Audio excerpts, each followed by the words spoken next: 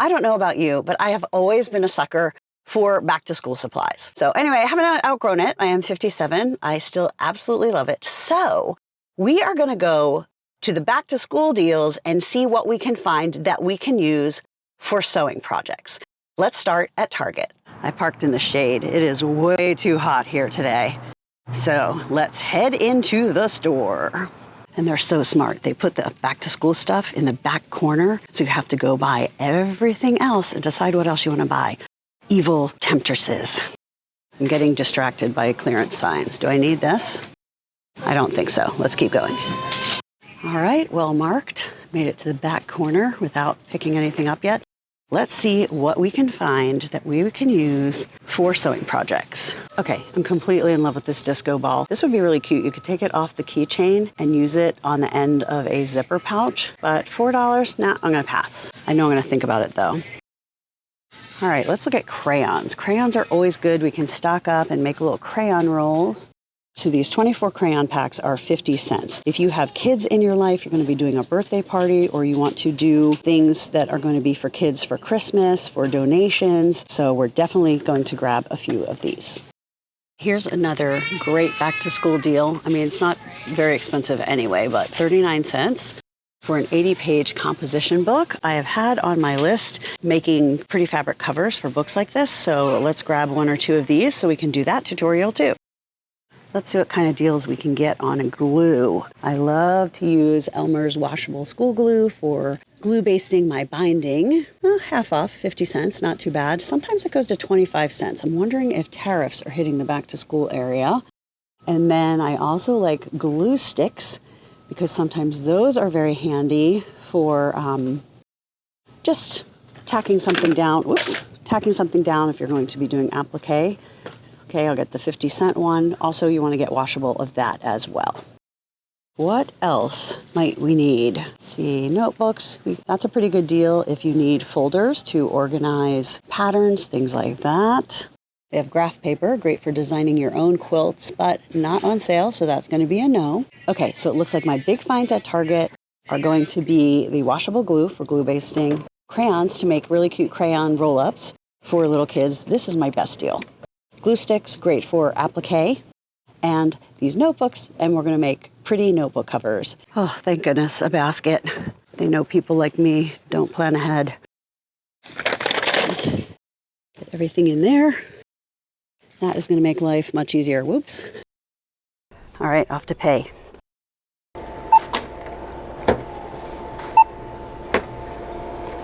Now it is time to get our back to school treasures out. Now, depending on when you're watching this video, I may or may not have done something with all of these. Check the link in the description for different videos. So I definitely have a glue basting video, so that will be linked below the video. And I will show you how to make a holder for this at some point, and we will be making covers for these. So just again, depending on when you see this video, they may or may not be done yet. But today we're going to play with crayons. Now, originally I had made this crayon roll up. It has been very popular on YouTube and in my Etsy shop, where it holds 6 crayons and a little notepad. But some people didn't want the notepad. They just wanted the crayon roll-up. So that is what we are going to do today. This also is done with Velcro, and I tried that, but I found that using a little piece of 3/4 inch elastic is much easier. And I'm all about easy for something like this. I also realized that when I made it the same height, I really wasted some fabric because I don't need it this long unless you want it to fold down over to make sure the crayons aren't coming out. We're going to have a little bit above the crayons, so I don't think they're going to fall out anyway. I think we're going to do it so it's about like that. Now we're going to be making it for 8 crayons. You can make and fill 3 of these with every box of 24 crayons, and you can get these back to school for 50 cents. What an amazing deal. They just roll up, put the elastic on there, and it is good to go. And then I also did this one that holds the entire box of 24 crayons and is double-sided. So let me know in the comments if you would like me to do a video showing you how to make this, or if it just feels like too much and you're good with the smaller ones that hold 8. This is a nice and simple project. We need one piece of fabric, one piece of elastic, and we're going to do straight stitching. And then all you need are the crayons. So this is a great sewing for beginners, great way to teach kids or anyone to sew. So let's get started. First, for the 8 crayon roll up, we're going to need 17.5 inches wide. I basically do the number of crayons I want in my roll up times 2 plus 1.5, so that I have a little bit of extra for my seam when I tuck it under. Then for the 8 crayon roll up, we're going to use 5.5 inches of 3/8 inch flat elastic. You can use other elastic. You can probably use a hairband if you want to. This is what I have, and it works great, nice and easy for everyone. So the first thing we're going to do, we're going to fold this in half, wrong sides together, and I'm just going to sew down both sides. Now I'm going to be using leader fabrics for this project because it's going to be a lot faster than pulling up my bobbin thread for all of the straight stitches that we're going to be doing. So a leader fabric is basically just a little scrap of fabric. I just take extras and cut them into little pieces that I keep by my sewing machine. We're going to start sewing on the leader fabric. Leave a little bit of a gap so that it isn't underneath that. And then by the time you get to your actual project, any bird's nest or knotting that might happen is going to have happened back here on our throwaway fabric, and you can go forward and back to catch that. So you'll see the leader fabric is attached but not connected. So you're just going to cut that off, and then we will use it again over and over and over on this project. Now I am going to snip this a little bit, kind of basically like snipping the corner. Make sure you don't cut the folded part, just a little bit there so that we get a nice point when we turn this right side out. And now we're going to go back to our workspace. All right, got my handy dandy portable ironing board. If you need to make one of these, check the link below because I did post a video on how I made this and I love it. Now, what we need to do with this is we need to turn it right side out, and then the ends need to be turned under about 1/4 inch because we're going to be sewing that closed. So here is the question. Do you flip it and iron it before or after you turn it right side out? I keep changing my mind over time, but right now I have decided that it is a little bit easier to do when it is still inside out because I can visually see better how much I have flipped. So I'm just going to do that. Sometimes I will press those seams open before pressing this, but I'm not going to today. All right, so I have that. Now I'm going to turn this right side out. Get my cute little Riley Blake bird corner turner. I'm going to very gently push those corners out. And now I'm going to press this flat, making sure that everything is out at the seams. We don't want it tucked in at all so that it's not straight. We want it nice and straight. You're probably wondering where my clapper is because I am a big fan. Forgot to bring that over. And then I'm also pressing where it's folded. So now we have just a rectangle that is nice and flat. This side is folded in. And now we're going to fold up 2.5 inches for the crayon holder part. Now, here's where you can get particular if you want to make it right-handed or left-handed. Both of my parents were left-handed, so I'm always very aware of this. Basically, a right-handed is where you're going to be rolling to the right and your elastic's on the right. Left-handed would be the opposite way. So how do you do that? It all depends on which side you put the opening. If you want it to be more of a right-handed roll-up, you're going to keep the opening on the right-hand side. If you want it to be a lefty, you're going to put it here. I guess since I made this a righty, let's make this a lefty. So we have a sample of each. Now I'm going to be using this hot ruler. I don't know if you've ever seen this before. It's from Clover. It's kind of fuzzy feeling, very flexible, and you can iron on it. It's awesome. So what you do is you line up, make sure it's parallel with the side. You don't want it like that. You want to make sure you're moving things straight. And then you're just going to pull the fabric until it hits the 2.5 inch mark. And then you don't even have to move it.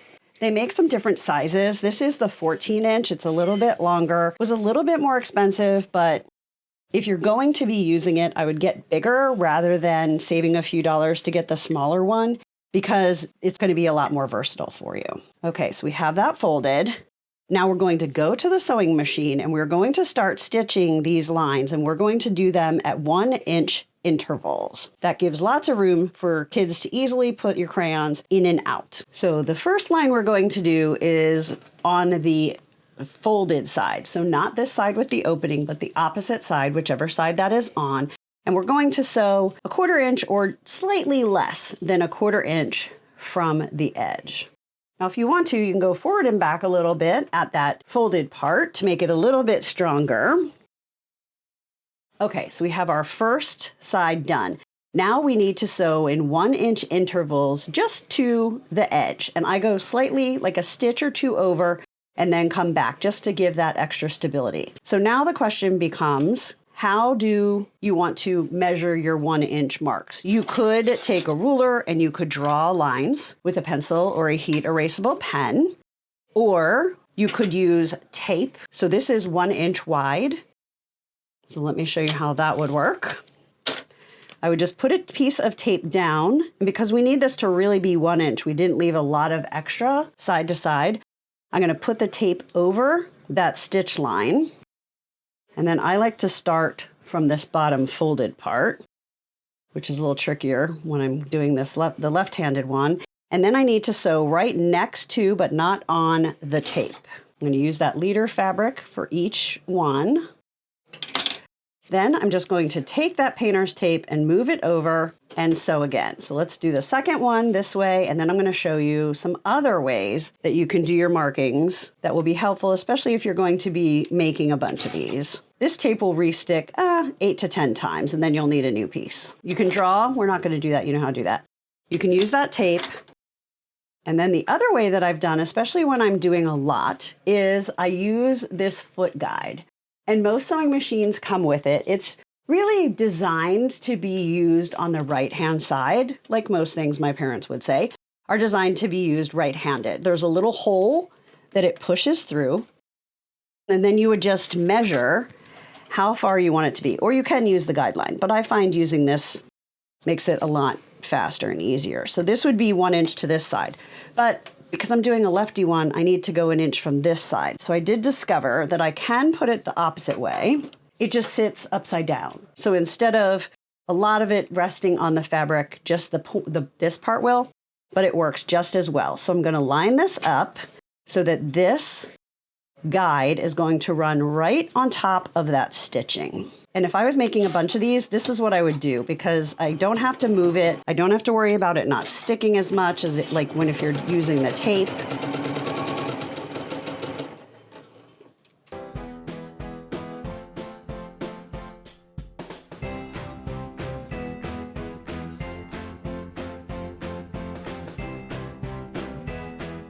Now we've sewn all the way across, so we have 1, 2, 3, 4, 5, 6, 7 sewn together for the crayons. And now this is going to be our 8th, and it is also where we have the opening. So before you sew that, we need to add the elastic. So I'm just going to take my piece of elastic and fold it in half. I'm going to fold this in half just to get a feel for where the half is. It's a little bit down from that edge. And I'm going to open the fold, and I'm going to put it inside the fold of the back, not inside the crayon part fold, but this longer part here. And I'm going to put it about 1/2 inch in. Now, if you want to clip that, so it kind of stays while you get started. And now we're going to sew 1/4 inch to maybe a little bit less than 1/4 inch from that edge to make sure that that crayon space is big enough and that we are closing that folded edge. Now when I get closer to here, I make sure it's coming out straight. And I usually just use my scissors to press down on everything so that it's not going to move. So I did sew back and forth over the elastic just to make sure it really stays in there, because this is for kids, so they might be a little bit rough with it. Now you just need to go back and clip these threads, and we are ready to fill it with crayons. Now we're just going to open our crayons, and then you just slide them into each spot. And remember, if you want to do longer and have spaces for more than 8 crayons, you just change the math. You make it however many crayons you want times 2 plus 1.5 to 2 inches. I find 1.5 works really well. You don't get a lot of extra on either end. But if you want to be more careful, you might not do your seams as evenly, then maybe add 2. And then you're going to have this 7.5 inches so that it is taller than your crayons and has this fold up area. So this is a lefty one. We're going to roll that to the left, add the elastic, and look at how cute. Ready to go, keeps it all together. Great to throw in your purse, have it in the car. This is the other one that I did where I did it the same size as my original roll up that had the notepad, not thinking that this was so tall because of the notepad. But if you want to do it taller, you can do it where you then fold down, and that will definitely ensure that if they don't roll it tightly, nothing's going to fall out, right? Because they're in there, but these are not going anywhere. So I would save the fabric, do the slightly smaller, and then you can get 12 out of 1 yard of fabric. So let me know in the comments who you're going to make these for. And then again, let me know in the comments if you would like me to show you how to make this one that is double and holds all 24 crayons from the box. So did you take advantage of some back to school savings so that your dollars can be spent on fabric instead of all of the supplies? Or you're going to be able to make more to give to others, to sew and sell, or to give to those that you love. So let me know in the comments. My name is Tara Reed. I'm an artist and a fabric designer with Riley Blake Designs. I hope you subscribe to my YouTube channel, follow me on social media, follow my blog, however you like to learn, and let's sew up some fun things together.